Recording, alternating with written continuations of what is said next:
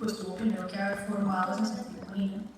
Y si vemos los numeritos, pues estamos recordando, pensando, bueno, ¿cómo fue que la fabricamos? Pues aquí están los ingredientes, está la colina, está la acetil-CoA, y estamos viendo que juntos vienen, y a través de esta, que es la acetiltransferasa de colina, que está abreviada como CHAT, pues es que se puede formar esa acetilcolina y luego guardarse en las vesículas para que después de unos impulsos que estamos viendo acá, la entrada de calcio, la retención de potasio, pues se aumenta el potencial de membrana aquí en este botón axonal y ella pueda salir.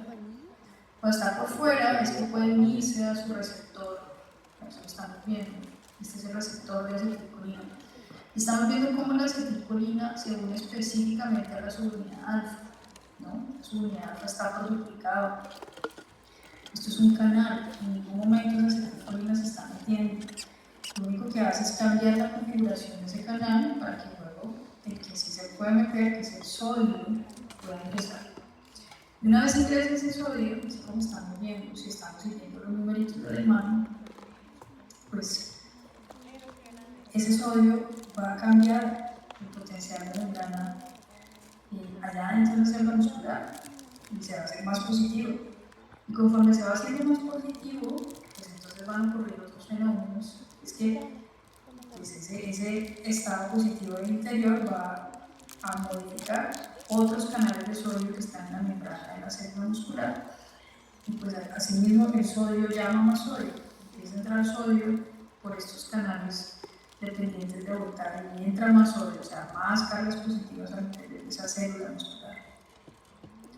Y por supuesto que esto va a llamar aún más cargas positivas y empieza a entrar calcio a través de este, que es un canal de calcio tipo dihidropiridínico. Pues ahora ya no entra solamente un sodio que tiene una carga positiva, sino que entra calcio, que es un catión bivalente, que entran todavía más cargas positivas.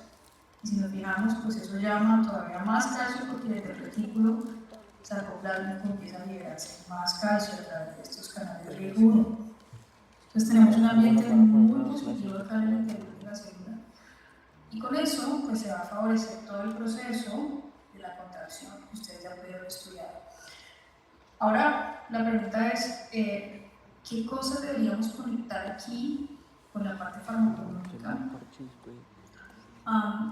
¿Qué cosas pueden ser blancos farmacológicos dentro de toda esta constelación de eventos? ¿Para qué nos sirven los fármacos o cómo los usamos? Entonces, primero quiero mostrarles este cuadrito, que es un cuadrito en el que podemos ver dos fármacos, que son fisostigmina y neostigmina. Pero antes de contarte sobre estos fármacos, quiero que sepas que ellos tienen en común un mismo blanco farmacológico, que es la enzima acetilcolinesterasa. Entonces, me regreso para recordarnos que la acetilcolinesterasa es esa enzima que es capaz de tomar esa acetilcolina y convertirla en esos que eran sus sustratos, es decir, esa acetilcolinesterasa va a deshacerse de esa acetilcolina para que se pueda reconstituir luego nuevamente cuando la necesitemos. Si ya se usó o si ya vino y cumplió con su trabajo, pues puede perfectamente reciclarse en sus partes y volverse a usar cuando se tenga que usar. Es muy importante que esa enzima exista porque si no existe, esa acetilcolina no se rompe o no se descompone y la unión, o más bien la reacción de la placa neuromuscular pues se sostendrá en el tiempo, algo que no nos interesa en la vida cotidiana ni en situaciones normales. Pero ¿qué ocurre? Que hay situaciones en las que por alguna razón necesitamos que esa acetilcolina se demore más tiempo, que dure más allí. Entonces, para eso es que bloqueamos la acetilcolinesterasa. Quiero hacer un punto, o quiero poner un paréntesis aquí, es que si yo bloqueo esta enzima acetilcolinesterasa y lo hago de forma irreversible, como ocurre con muchos venenos, ¿no? Ustedes van a ver cuando estén con sus pacientes que hay gente que se intoxica tomando cosas de manera involuntaria o de manera voluntaria, poniendo en su cuerpo venenos que inhiben de forma irreversible la acetilcolinesterasa y son intoxicaciones gravísimas, porque además de la placa neuromuscular supremamente excitada con esa acetilcolina que no se va, pues es que recuerden que la acetilcolina no solamente se está uniendo a su receptor en la placa neuromuscular, si ella se queda por allí andando, se puede unir a muchos otros receptores que ya no son el receptor nicotínico de la placa neuromuscular, sino receptores muscarínicos que están en todas partes, en el corazón, en los grandes vasos, en la vía aérea, y con todo este chorro de acetilcolina, pues una persona se pone bien mal, ¿no? Entre otras cosas, la acetilcolina, recuerden ustedes, disminuye el ritmo cardíaco. Entonces, cuando hay un impulso extra de acetilcolina, estas personas entran en bradicardias profundas que comprometen la vida. Entonces, yo quiero que pensemos que estos dos fármacos que estamos viendo aquí, si bien bloquean la enzima acetilcolinesterasa, lo hacen de forma reversible. Y hay situaciones en las que es deseable bloquear la acetilcolinesterasa. Entonces, una situación, por ejemplo, el glaucoma. Entonces, ¿qué sabemos del glaucoma? Pues el glaucoma es una manifestación del aumento de la presión intraocular, ¿cierto? Resulta que si yo utilizo este medicamento que se llama fisostigmina, ese medicamento, como aumenta las concentraciones, ojo que estamos hablando de un medicamento que se utiliza local allá en el ojo. Si yo pongo goticas de fisostigmina allí en el ojo, una de las cosas que ocurre es que pues, obviamente esa acetilcolina se me va a trepar en sus concentraciones porque no hay quien la desbarate. No hay acetilcolinesterasa. O más bien sí hay, pero está inhibida, está inhibida de forma reversible. Entonces, se inhibe por un momento esa acetilcolinesterasa, aumentan las concentraciones de acetilcolina allí en el ojo, y una de las cosas que ocurre es que se contrae, ¿no? Se contrae el esfínter del iris, es decir, se contrae un músculo que provoca miosis, o sea, que la pupila se haga más chica. Y cuando ese músculo se contrae, cuando se contrae pues, el esfínter del iris, ¿no? Ese músculo se estira y se aleja el tejido del iris del ángulo de la cámara anterior del ojo. Y eso lo que hace es que, de alguna forma, abre, permite que una malla trabecular pues, haga drenaje de ese líquido que se está acumulando y que tiene a la persona con una presión intraocular arriba. Entonces, fíjense que es algo muy local, esta persona no se lo está aplicando de forma sistémica, no se está tomando una tableta, no se está aplicando una inyección, se lo está poniendo allí en el ojo, y allí en el ojo permite que de forma local se suban momentáneamente las concentraciones de acetilcolina para que se libere la presión intraocular. Esto pues se utiliza en situaciones muy específicas, pues que es glaucoma. Eventualmente se puede utilizar en personas que se intoxican con la atropina, que es otro capítulo aparte. La atropina, pues, ustedes la van a conocer después cuando hablen del corazón y se encuentren con que la atropina es la principal droga que se utiliza para bradicardias que no son profundas o que no son graves. Y esto creo que no lo vamos a tocar ahora, se los dejo allí por si alguien quiere luego decir, oiga, me interesa el tema, ¿qué tiene que ver la atropina con todo esto? La atropina viene de una planta, cómo alguien se puede intoxicar con la atropina, etc. Es un capítulo que luego podemos revisar si a alguien le interesa, me puede escribir. Pero por ahora me interesa que pensemos que esa fisostigmina se utiliza sobre todo en el glaucoma y ya sabemos por qué. Hay otro medicamento que también se utiliza como inhibidor de la acetilcolinesterasa reversible, que es la neostigmina, la ven aquí al lado. La neostigmina sí se puede utilizar de forma sistémica, o sea, sí se puede, no en gotas en ninguna parte del ojo, no se puede tomar, se puede poner de manera sistémica en el cuerpo y se utiliza, sobre todo, la principal indicación, quizá la única en este momento, es la miastenia gravis. Entonces, ¿qué pasa con la miastenia gravis? De pronto algunos de ustedes han escuchado sobre esa enfermedad. Es una enfermedad dentro del complejo de enfermedades autoinmunes. Y lo que ocurre con estos pacientes es que empiezan a desarrollar anticuerpos que van directamente a buscar proteínas de la placa neuromuscular, entre ellas el receptor de acetilcolina, el receptor nicotínico. Entonces imagínense que haya un anticuerpo que está buscando para destruir esa proteína que es el receptor de acetilcolina. Pues, ¿qué va a pasar? Que esos receptores van a diezmarse, o sea, se van a desbaratar, van a dejar de existir muchos de ellos. Y esta terapia con neostigmina, la lógica es, bueno, de pronto ya no tenemos tantos receptores, ¿no? Porque se han ido agotando, se han ido dañando por cuenta de esta enfermedad que es la miastenia gravis, pero estos otros que sí los tenemos, pues tratemos de que trabajen y compensen, y para eso necesitamos un poquito más de acetilcolina. Entonces, inhibamos la acetilcolinesterasa, se suben las concentraciones de acetilcolina y la placa neuromuscular permanece más tiempo activa para que haya contracción muscular. Estos pacientes con miastenia, pues son pacientes que si no se tratan, bueno, ya afortunadamente hay muchos tratamientos, además de neostigmina, tratamientos con fármacos biológicos, y hay tratamientos que se hacen directamente sobre la cantidad de anticuerpos. Los pacientes les pueden poner o les pueden transfundir algunos componentes sanguíneos, les pueden limpiar también esos componentes sanguíneos que son esos anticuerpos. O sea, ya hay otras terapias que sostienen a estos pacientes.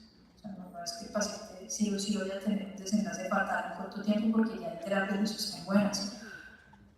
Pero la idea es que esta neostigmina se sigue usando en esa condición porque permite que estos pacientes utilicen sus músculos y contraigan muscularmente. Un paciente que no se trata, ¿no? Un paciente que está empezando a presentar la enfermedad, lo que cuenta es que siente mucho cansancio o verdaderamente no tiene cómo hacer contracción muscular. A esta gente muchas veces la pueden voltear si es que tiene depresión, si es que tiene otros síndromes de fatiga y demás, pero hay que descartar en estos pacientes que no se trate de una enfermedad inmune como la miastenia gravis, porque eso sí que hace que los músculos no se puedan contraer.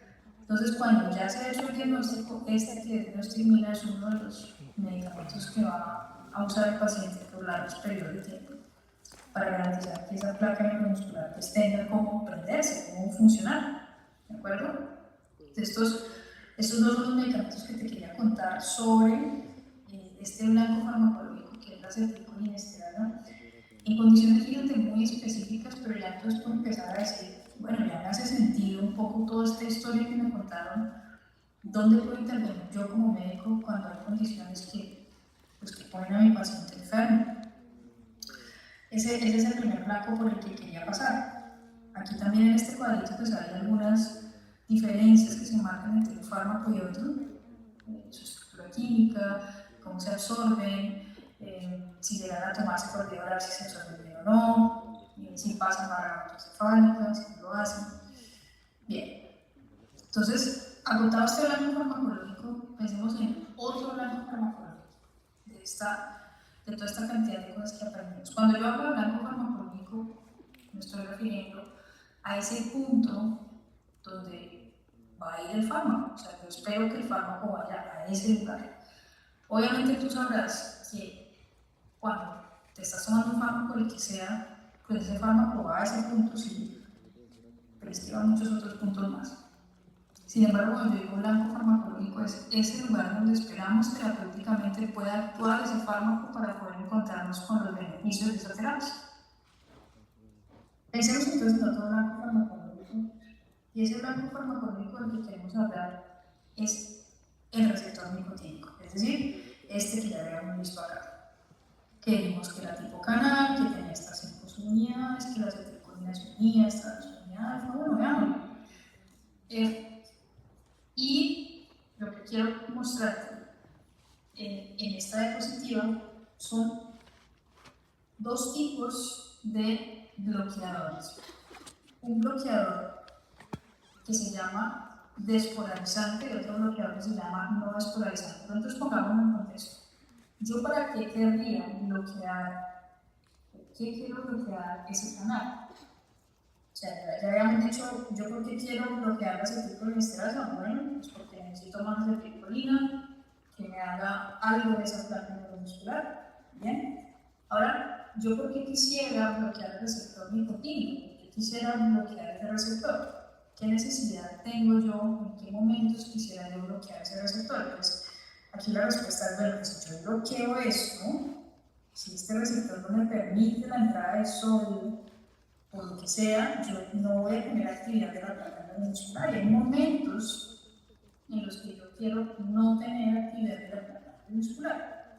Específicamente en momentos en los que yo necesito hacer, por ejemplo, una intervención y que esa placa no se contraiga y que eso me genere a mí problemas. Entonces, tratemos de pensar por un momento qué situaciones pueden ser estas.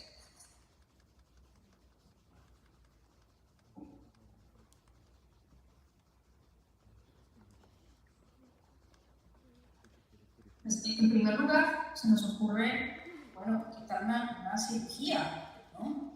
A alguien tiene que hacer una cirugía y pues imagínate cómo sería poner a una persona en un quirófano, ponerle anestesia pues para que no sienta el dolor, para que se quede propiamente dormido y demás.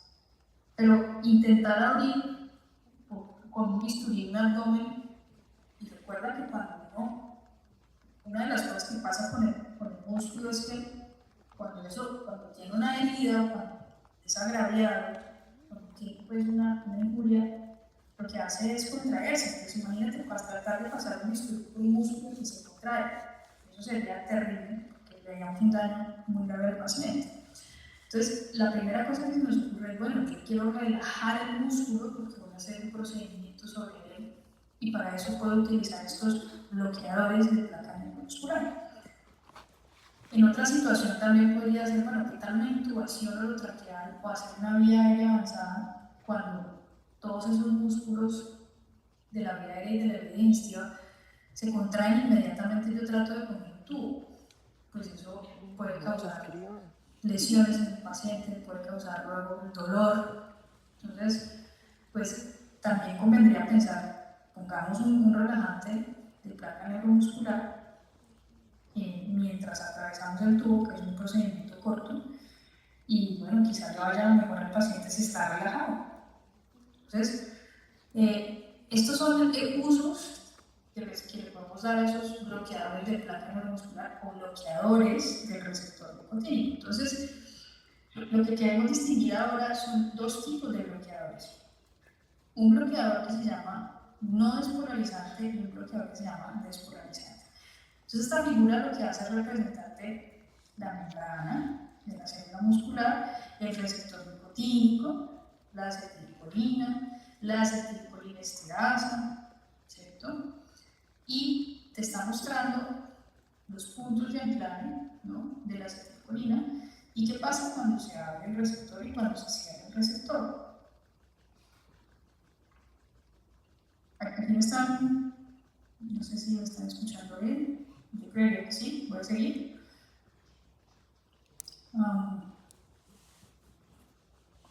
Bien, entonces yo tengo en esta diapositiva tengo pues digamos, la secuencia de cuando llega la acetilcolina y lo que ocurre cuando llega la acetilcolina y se pone en sus sitios de la subunidad alfa, pues digamos, esta imagen lo que me muestra a mí es un canal cerrado o un canal abierto. Entonces, lo que los invito a observar es la dinámica de el no despolarizante versus despolarizante. El no despolarizante es una bolita amarilla y el despolarizante es una bolita azul. Entonces, antes de yo decirte más cosas, quiero que lo intentes ver, a ver qué es lo que se te está presentando, qué es lo que te intenta decir esta figura. Para eso, pues, observa la parte inferior, en donde ya ves tanto la bolita amarilla como la bolita azul. ¿Qué hace la bolita amarilla? Que se llama bloqueador no despolarizante.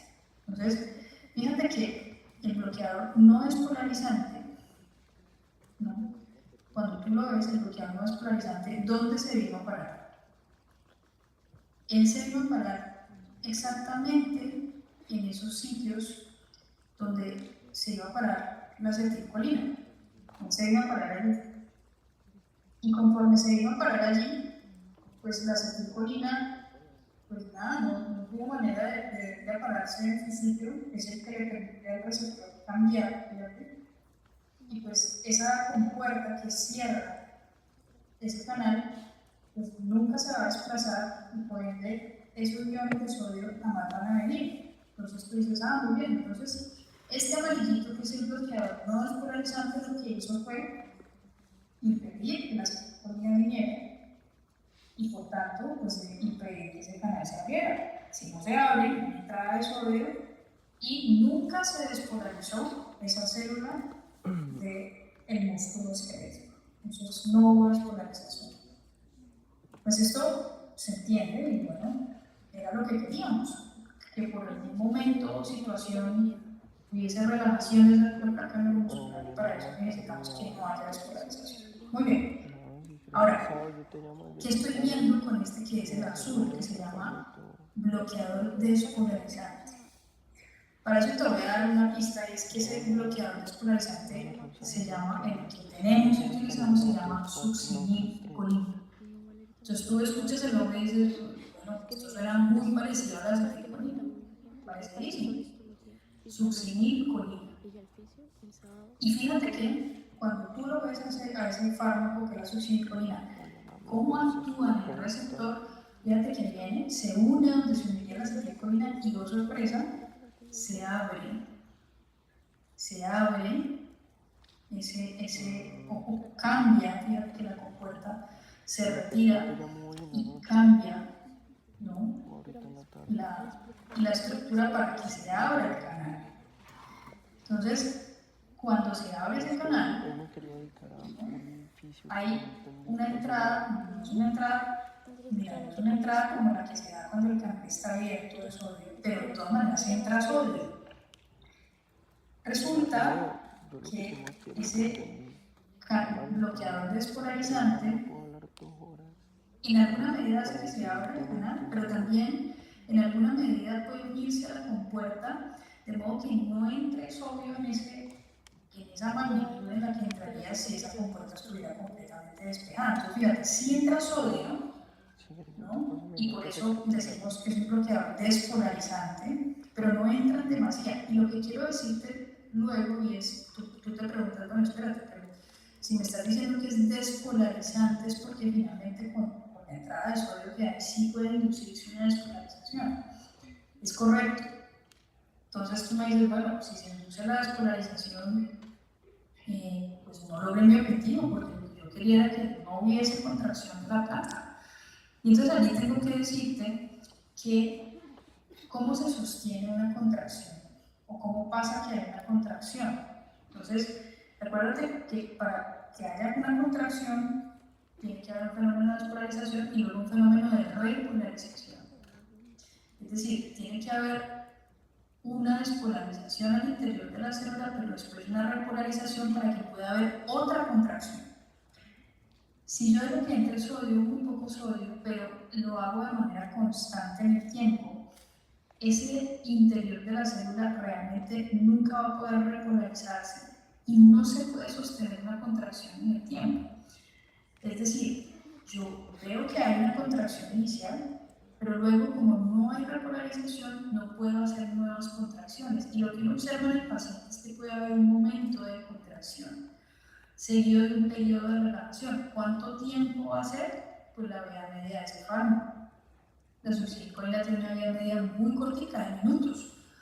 Por eso no se utilizan cirugías generales para hacer un procedimiento, sino que se utiliza más bien en procedimientos más cortos, como una intubación. Entonces, ¿qué hace? Bueno, sí puede ser que induzca un poco de despolarización inicial, pero luego, como no hay repolarización, porque ese hueco queda abierto, pues no hay manera de que haya otra contracción y lo que se induce es una relajación que dura muy poquito, porque luego ese fármaco resulta que la succinilcolina también puede ser desbaratado por la acetilcolinesterol Vive muy poco, pero puede darme un efecto relajante corto que a veces necesito. ¿Listo? Entonces aquí te estoy mostrando quiénes son los que más utilizamos, que son los aquí vistos en amarillo, los bloqueadores del receptor nicotínico no despolarizantes, ¿cierto? O sea, los que simplemente no permiten que se abra ese canal, son los que más usamos, ¿no? Porque ya te había dicho que el único que está aquí en azul, pero la succinilcolina, lo usamos muy poquito y lo utilizamos específicamente en procedimientos muy cortos porque tiene una vida media muy corta. Los que sí utilizamos más son estos. Estos se utilizan durante las cirugías y durante procedimientos quirúrgicos que son un poco más largos. Entonces, si tú ves, hay unos que tienen una vida media muy cortica, ¿cierto? Que tienen una duración de acción de 10, 20 minutos. Hay otros que tienen una duración de acción de una hora y media. Hay otros que tienen una duración mayor, que pueden llegar incluso a las 2 horas de duración. Fíjate que todos tienen nombres que recuerdan al curare. Mira, este es nivacuronio, gentacuronio, rocuronio, becuronio, atracurio, cisatracurio. Y ese curare, pues tú te acuerdas de ese curare porque era justamente ese componente con el que, digamos, esa sustancia derivada de ese grupo de ese árbol que utilizaban los indígenas del occidente amazónico, que aún utilizan para mojar las puntas de sus flechas allí, y cuando cazan a sus presas, tú observas que la presa cae y la presa cae completamente inmóvil. Eso es el curare. El curare es el compuesto madre del que derivan todos estos curónimos, que son precisamente bloqueadores del receptor nicotínico no despolarizantes o que le impiden abrirse ese canal y por tanto no hay actividad de la placa neuromuscular. Esa placa queda completamente incapaz de accionarse y no hay contracción muscular. Eso es lo que se quiere durante un procedimiento quirúrgico, que haya relajación total de esa placa neuromuscular para que causemos el menor daño posible. ¿Listo? Me interesa que recuerdes que estos medicamentos están emparentados con el curare. Los que más utilizamos están aquí, sobre todo, en acción intermedia, como el rocuronio o el becuronio. Pero fíjate que todos se llaman muy parecido. Bien, entonces, después de contarte ese segundo blanco farmacológico, recapitulemos, hemos hablado de este blanco farmacológico que era acetilcolinesterasa, hemos dicho dos escenarios clásicos de acción de estos medicamentos, el glaucoma y la miastenia gravis. Luego hablamos del receptor nicotínico y dijimos lo queremos bloquear porque queremos que la placa se relaje, específicamente en situaciones donde vamos a hacer procedimientos quirúrgicos. Utilizamos, por supuesto, mucho más los bloqueadores que son no despolarizantes o que no causan ningún tipo de despolarización, como estos derivados del curare.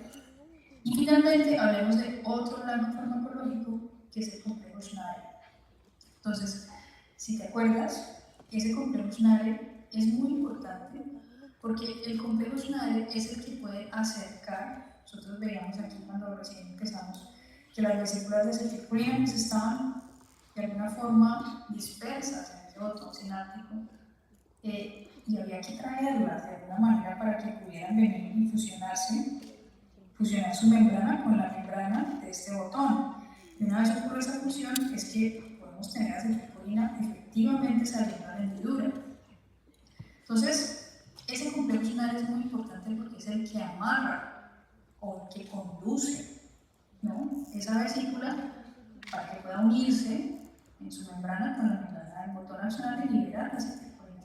Entonces, fijémonos en este complejo Schneider y cómo yo puedo bloquear la acción del complejo Schneider y preguntémonos cuándo lo queremos hacer. Pues bueno, si yo no quiero que el complejo Schneider venga y haya liberación de acetilcolina es porque no quiero que haya liberación de acetilcolina.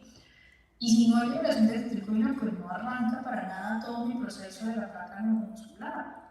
O sea, no voy a tener contracción del músculo porque no hay señal.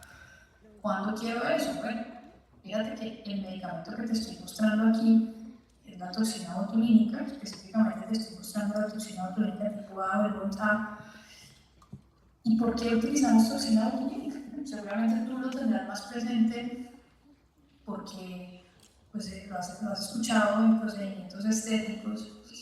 Y efectivamente sí, se utiliza mucho en procedimientos estéticos, es de aplicación local. Se aplica local, lo que yo quiero que haya una relajación o una no contracción de un segmento muscular de la cara, por ejemplo, del entrecejo. Pero quiero contarte, de pronto ya lo habías escuchado, quiero contarte que la toxina botulínica también se utiliza en otros escenarios, como por ejemplo en estos pacientes que han tenido un accidente cerebrovascular. No sé si los has visto, que quedan con una parte o con una mitad de su cuerpo muy recogida, porque tienen enfermedad de motoneurona superior. Entonces, estas articulaciones, imagínate cómo están de difíciles de hacer terapia sobre ellas porque están totalmente rígidas. Cuando se aplica toxina botulínica a estos pacientes, en esas articulaciones que están rígidas, en muchos ensayos, sobre todo con articulaciones chicas, como la muñeca, pero hay otras también, pues estos pacientes pueden hacer una relajación provisional de ese músculo para que durante la terapia los ejercicios puedan ser mejores, o sea, ese paciente pueda mejorar más sus arcos de movilidad en la terapia, y es muy positivo para ellos que esto pueda aplicarse. También hay otras aplicaciones de toxina botulínica más recientes, con los pacientes que hacen migrañas. También se pueden facilitar procesos de relajación en determinados puntos musculares que pueden mejorar el dolor, pueden mejorar pues la calidad de vida de sus pacientes. Pues hay muchas otras aplicaciones de toxina botulínica, pero lo que yo quiero es que veamos pues esto cómo es que ocurre, ¿no? Entonces fíjate que aquí está la toxina botulínica tipo A. Fíjate cómo se aplica, o esto se tiene que aplicar, esto no es una pastilla que se toma, esto se aplica y se aplica en la vecindad del nervio. Entonces, lo que ocurre es que ella, en tanto se parece mucho, ¿no?, a otras proteínas, compuestos, son capaces estas toxinas botulínicas de ser endocitadas, o sea, la célula, el botón axonal, recupera esta toxina y la endocita. Y fíjate que ella es endocitada, es llevada al interior. Hay receptores que se acomodan y la reconocen y la pueden entrar, interiorizar. Entonces, cuando esto ocurre, ella una vez dentro, fíjate que ella tiene una cadena ligera y tiene una cadena pesada y tiene un puente de sulfuro. Fíjate que cuando ella entra, ella suelta ese puente de sulfuro y ahora quedan las dos unidades. Fíjate cómo la subunidad de la cadena pesada se queda amarrada en la vesícula y la cadena ligera se libera.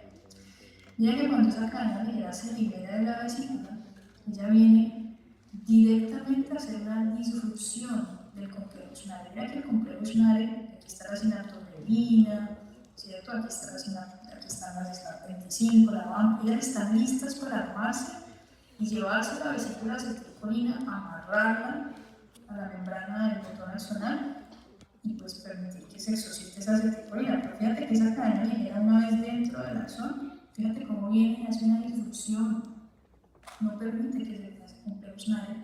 Y por tanto, esas vesículas de acetilcolina pues nunca se van a acercar, no vamos a tener esa salida de acetilcolina que antes sabíamos tener.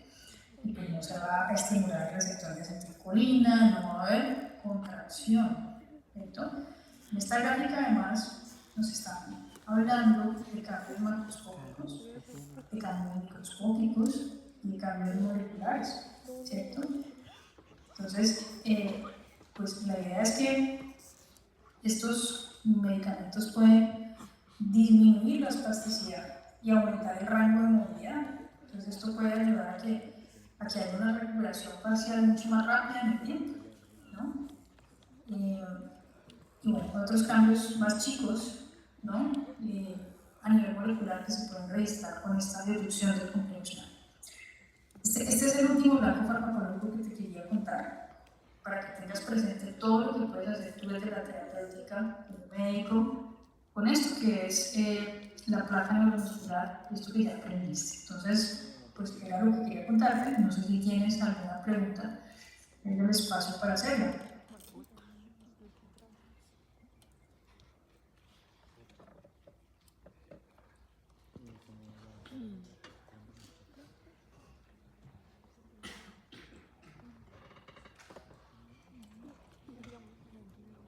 Bueno, realmente no sé si tiene un micrófono, yo creo que sí, se puede habilitar, pero no lo sé.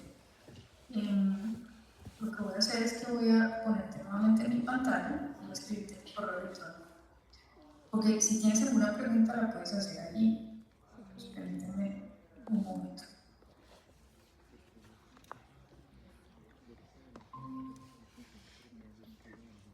Mira.